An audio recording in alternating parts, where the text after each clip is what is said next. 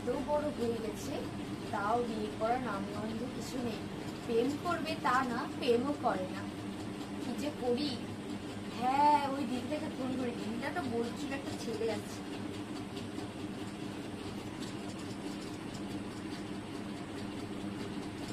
Hello দিদি। বলো, এতদিন পর আমার কথা মনে পড়লো? আরে দিদি বলেন না, কি যে করি, বাড়িতে কাজ ওই করা আর আপনাকে ফোন করা হয় না। আরে আমার বাড়িতে একটা মেয়ে আছে, জানি তো আমার মেয়ে কত বড় হয়ে গেছে, মানে 20-র ওপরে বয়স হয়ে গেছে। ওর বিয়ে দিব আমি, একটা ছেলে খুঁজছি ভালো। আপনার কাছে কি ছেলে আছে? হ্যাঁ দিদি, আমার ছোট ছেলে খুব ধনী, খুব ভালো কাজ টাজ করে। ওর সাথে তোমার মেয়ে বিয়ে দিতে পারো। বলে কি যাবো নাকি তোমাদের বাড়িতে বিয়ে দেখতে? হ্যাঁ দিদি, আসবেন তাহলে আসেন। আমার মেয়ের বয়স কিন্তু মিনিমাম 20-র উপরে হয়ে গিয়েছে। আর বাড়িতে বসিয়ে রাখবো না ওকে, ভাবছি দিয়ে দিব। আমাদের পাড়ার যা কালচার শুনছি, লোকে নিন্দা করছে, বলছে এত বড় মেয়ে হয়ে গেছে তাও বিয়ে দিচ্ছেন না। মানে এগুলো শুনতে শুনতে অভক্তি লেগে গেছে, তাই ভাবছি মেয়েটার বিয়ে দেবো। মেয়েটারও তো বলো একটা, মানে কিরকম লাগে না শুনতে একটা কথা রোজ রোজ। মেয়েটার ঘর থেকে বাড়াতে পারে না, তাই ভাবছি বিয়ে দিব।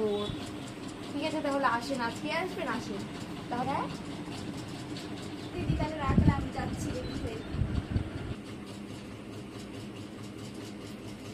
গো দিদি কোথায়? হ্যাঁ দিদি চলে এসেছেন, আসেন আসেন বসে। আপনিও বসেন। তোমার মেয়ে কোথায়? আমার মেয়ে একটু ঘরে রেডি হতে গেল। আপনার ছেলেকে নিয়ে আসবেন না যে? ও এখন কাজে আছে, তো বাইরে আছে।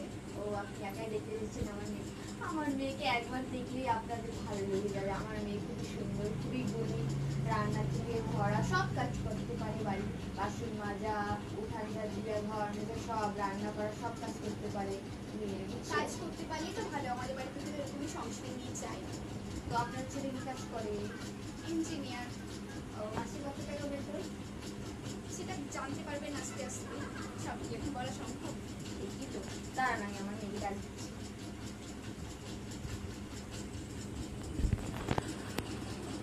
জামা যা চা দিয়ে।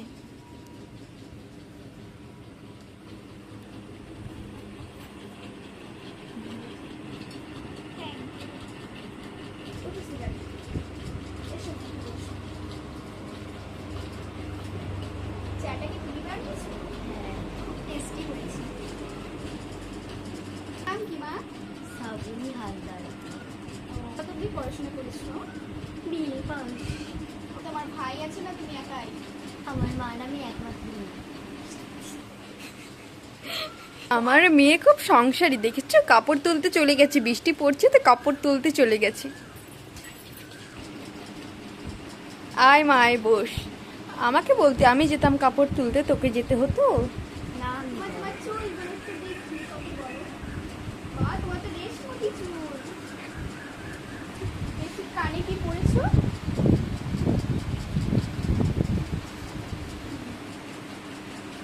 বুড়ো ব্ল্যাক করো নাকি আবার? না না, ঠিকই আছে, না করো না, ব্যথা লাগে, মাথা ব্যথা করবে। মা তুমি কি কি রান্না করতে পারো? মাংস, ডিমের তরকারি, মাছের ঝোল, আমি সব কিছুই রান্না করতে পারি। বাহ,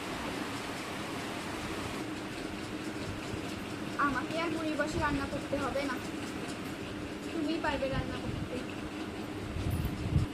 ঠিক আছে মা, আজকে তাহলে আসি। হ্যাঁ ঠিক আছে, অন্যদিন এসো। ঠিক আছে।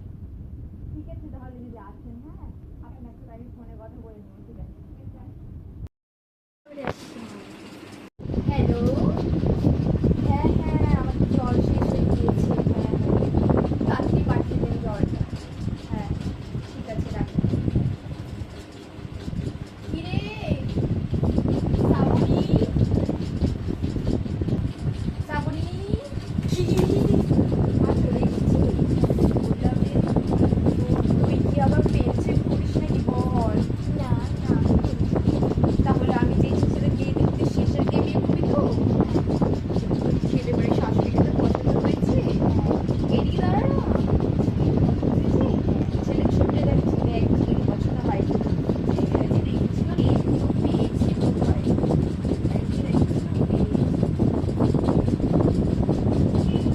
এই যে যে মা, ছেলেটা ছোট পছন্দ হয়েছে, সেটাকে দেখে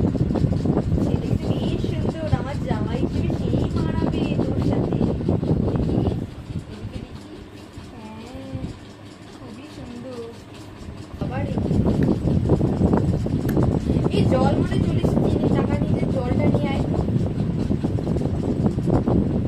500 টাকার নোট কিনতে